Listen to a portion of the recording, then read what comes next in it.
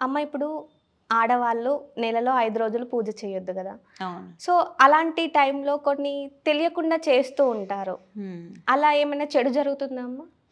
Periods అయిందే first లేడీస్‌కి తెలుస్తుంది. తెలియకుండా చేసేదేముండదు. మామూలుగా వైదిక మార్గంలో అయితే పీరియడ్స్‌లో ఉన్నప్పుడు పూజ చేయకూడదు, టెంపుల్స్‌కెళ్ళకూడదని ఉంటుంది.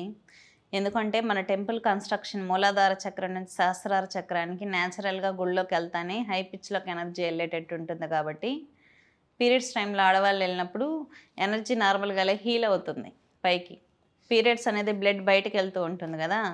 మరి ఇలా పైకి ఎనర్జీ వెళ్ళటం వల్ల ఏంటంటే లేడీస్‌కి స్టమక్ పెయిన్ ఎక్కువొస్తుంది. కాబట్టి పీరియడ్స్ టైంలో వెళ్ళొద్దు అంటారు లేడీస్‌ని గుళ్ళకి. కాబట్టి తెలియకుండా ఏమీ ఉండదు.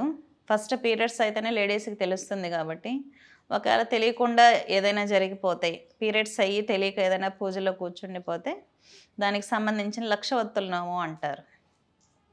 అది చేసుకుంటూ ఉంటారు. ఎందుకంటే ఈ దోషాలన్నీ పోవటానికి.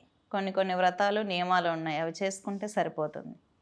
తెలిసి తెలియని దోషాలన్నీ వెళ్ళిపోతాయన్నమాట. ఎటువంటి ఇబ్బంది లేదు.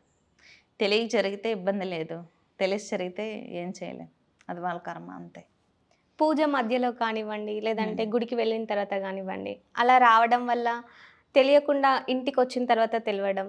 సో, ఆ ప్రాసెస్‌లో కొన్ని ఇలా జరిగిపోయింది అని వేరే వాళ్ళని అడగడం. వాళ్ళు హ్మ్. ఏదో ఇది చేయాలి, అది చేయాలని చెప్తూ ఉంటారు. హ్మ్. సో, మీ నుండి అలాంటి వాళ్ళకి ఎలాంటి సజెషన్స్ ఇస్తారండి? తెలియకుండా జరిగిపోతే అపరాధ క్షమాపణ స్తోత్రం ఉంటుంది. దుర్గాదేవికి సంబంధించి.